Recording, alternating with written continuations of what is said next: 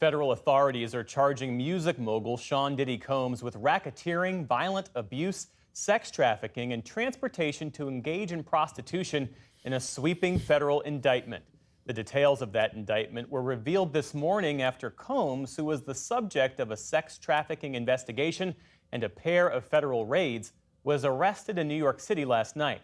Damian Williams, the U.S. Attorney for the Southern District of New York, in a press conference today said Combs used his extensive music and business empire as a criminal outfit. And the indictment alleges that he maintained control over the victims in several ways, including by giving them drugs, by giving and threatening to take away financial support or housing, by promising them career opportunities, by monitoring their whereabouts, and even by dictating their physical appearance. All right, so he's using the word victims and there and them, implying that there's more than one victim. But most of the things that he's talking about seems to be directly related to Cassie, the singer, who Diddy was in a relationship with for years. If you read the documents on her court case, these are all the things that she claimed. And we know for a fact that she was a singer. I remember her hit Me and You. I thought it was a great song. I always wondered what happened to her career. Years later, I find out that Diddy had his thumb on her career the entire time, holding it above her head.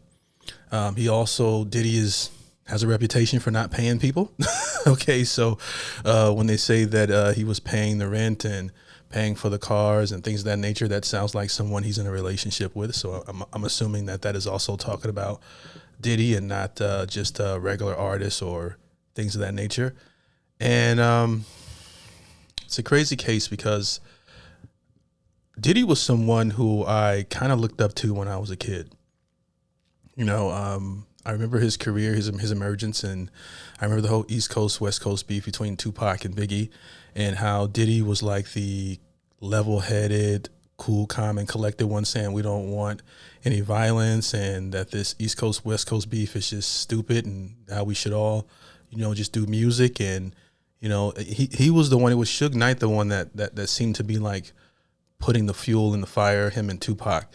And it turns out the entire time Diddy was also pulling some strings behind the scenes, at least allegedly when you follow up on the case. So this whole Mr. Nice Guy thing, that he was playing a role in, he was a gangster the entire time.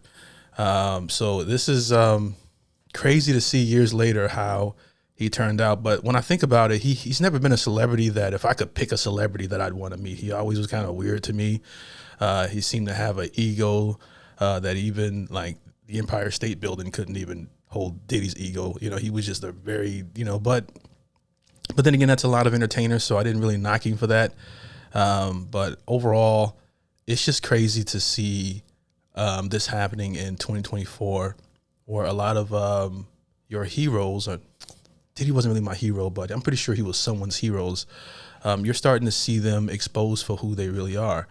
But what I'm even more curious into finding out is the people that Diddy surrounded himself with. I mean, consistently. I'm not talking about like a celebrity who just took a picture with Diddy. I'm talking about celebrities who have hung around Diddy consistently over the years. Even some of my favorite artists, okay? Excuse me. And I'm a firm believer that you are the company you keep, okay? So the type of friends that you hang around says a lot about you. And it just gives me a side eye for some of these celebrities. I won't say any names, but those pictures are out there, and it's been known. And I've heard stories where Diddy has hit women in the face at the dinner table with celebrities sitting at the table, and no one said a thing. So, this is crazy. Because of all of this, the indictment alleges that the victims did not believe they could refuse Combs without risking their security or facing more abuse. Combs pleaded not guilty in court today and has denied prior allegations.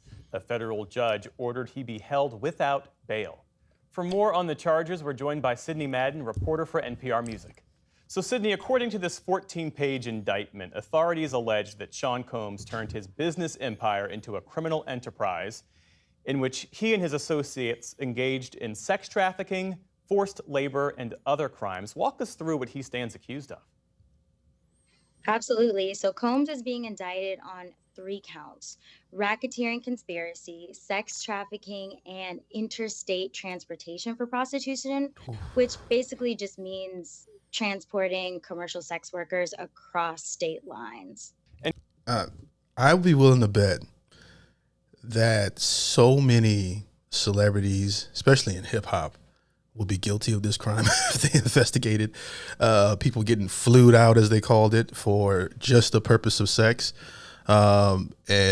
Just for me paying attention to the culture, I'm pretty sure that there are so many people complicit in just that didn't even know that was a crime.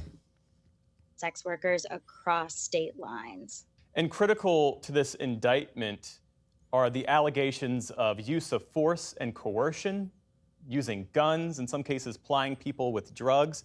Help us understand that dynamic as laid out in this indictment. Absolutely. Well, there are a few key factors to this indictment, to this suit, that makes it stand far and beyond, like, alone from all the others that he's been facing. The first is that all the other cases that he's been answering to in the last year, almost a year now, have been civil lawsuits, and this is the first criminal proceeding, the criminal case.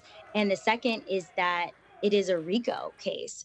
It really shows how this was a whole orchestrated effort. According to the allegations in the indictment, he's really being accused of riling everyone around him, corralling them, and directing them to do all of his bidding, to do things like procure drugs, procure commercial sex workers, taking sex workers over state lines, paying off certain people, setting up sets for these things, these sexual performance parties called freak offs, and absolutely coercing many people around him to take part in it, enable it, or turn a blind eye in the midst of him harming many victims over the years. I knew Diddy was a gangster when I saw him on podcasts, and other rappers who portray themselves to be gangster was looking down when Diddy was talking weird towards them, you know what I mean? Like calling them daddy, and they don't correct him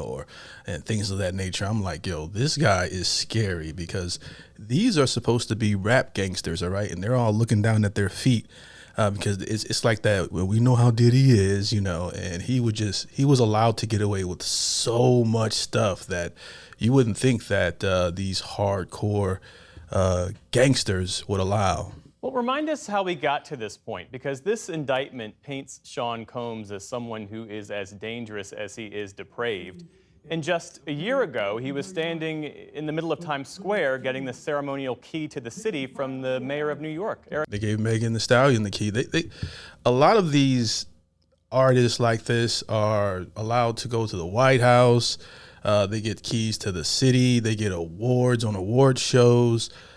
This is much of the same, and now you got these universities and all these different places trying to take their stuff back or whatever. Like, it's amazing to me how people turn a blind eye, and until someone gets charges, that's when it's a problem. Okay, that's amazing to me. Adams. Yeah, this has been an absolute flip of the switch on Sean Diddy Combs' career, legacy, his entire persona, and his level of prominence in, let's say, the court of public opinion. His persona as a weirdo. It kind of puts in perspective, if you ever watch Making the Band back in the day on MTV, where he made those kids walk across New York to go get some cheesecake, and then when they came back, he wasn't even there. When I first saw that, I was like, well, I would walk where they walked for the opportunity of my dreams. Okay, so that's kind of the way that I had like framed it in my mind. But now seeing Diddy's true character, it kind of puts that scene a little bit more in perspective of him being a little bit more sinister. Because all of this really tipped off last November when Diddy's then girlfriend, Cassie Ventura, released her civil suit that really opened the floodgates. And she detailed allegations that went back decades, similar to this 14-page indictment, which starts in about 2008. And one of the key accusations that Cassie makes is that Diddy forced her to take illicit drugs for years and participate in these freak offs and do everything in his power to manipulate her life and livelihood just for the sake of his own abuse of power over that time. So even though Diddy has been fashioned as something of like hip hop's Great Gatsby, someone who's made the career of so many greats in hip hop and R&B, he's also been someone who's been positioned as a titan of industry and who will do anything to get the job done. But now with all of these lawsuits rolling out, people are starting to change their opinion on the dark underbelly and the abuse of power that it took to gain that reputation. Wow. Well, how else do those litany of civil suits that he's facing, how do they mirror or overlap with this federal indictment? The avalanche of a lot of the civil suits that really created a pathology of behavior or an image of Diddy's behavior for decades, they really do run parallel to a lot of the claims made in this indictment. For example, back in March, two of Diddy's residences were raided by Homeland Security, one mansion in LA, one mansion in Miami. And that was kind of the first clue that there would be some criminal proceedings taking place off of these civil lawsuits. His lawyer at the time even said that the search warrants were issued based off quote unquote meritless claims made in civil suits. And earlier today, US Attorney Damian Williams, he basically confirmed that the civil suits and this criminal suit are inextricably linked, because within that raid, he detailed how there were firearms seized, there were electronics that have evidence of these freak-offs, these explicit sex parties that he forced people to take part in, and there were also stockpiles of a lot of the other supplies that were required for Diddy to find pleasure in the sex parties and also use to blackmail his victims later. Sounds creepy. And in those civil suits, there was a lot of like other things being revealed where you kind of knew some more serious charges were going to be brought up, unless Diddy, which is a conspiracy going around, works for the feds. All right. And that's the reason why he's been able to get away with so much stuff over the years, because it's alleged that he has always been working for the feds. And if that's the case, maybe they've just had enough. Maybe he just pushed his hand too far, you know, with the whole thing of him shooting someone in the bathroom and then the cops covering it up after Diddy made one phone call. I mean, this is just like a lot of craziness that's crazy to watch Sydney unfold. Madden with NPR Music. Sydney, thanks so much. Thank you.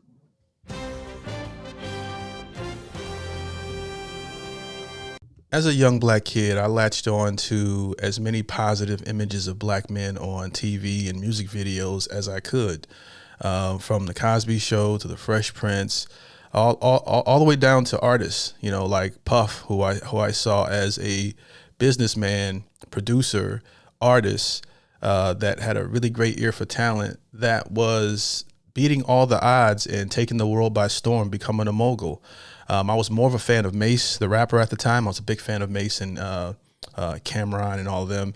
But so I enjoyed watching a lot of his career and watching him succeed in life. I'm that type of person. I love to see other people win. So a part of me is heartbroken to discover that a lot of your heroes have so many demons, and they never controlled those demons, from Bill Cosby to R. Kelly. I was a big R. Kelly fan as far as R&B and his music. I think that he is one of the greatest songwriters of our time. Diddy and the list goes on. Even Michael Jackson had his accusations, and I'm not saying who's guilty and innocent versus if you're picking all of these, but I can go down the list of seeing a lot of people that I looked up to.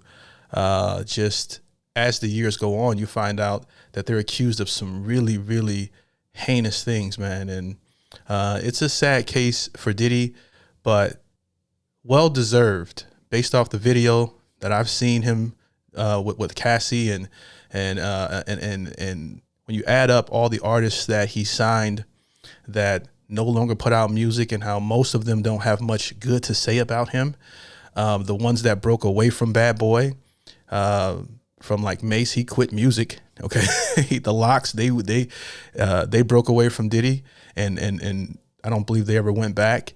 So they were able to maintain their career over the years, but most bad boy artists didn't. A lot of them were put on the shelf, and that could be, you know, part of what Diddy's plan was once you crossed them. I don't know. You know, I'm just speaking extemporaneously, but I think that this is going to be a lot of interesting things coming out of this case in the months or years to come, however long this case takes, and a lot of things that will be revealed, because Diddy strikes me as the type of person that's going to sing like a bird. All right.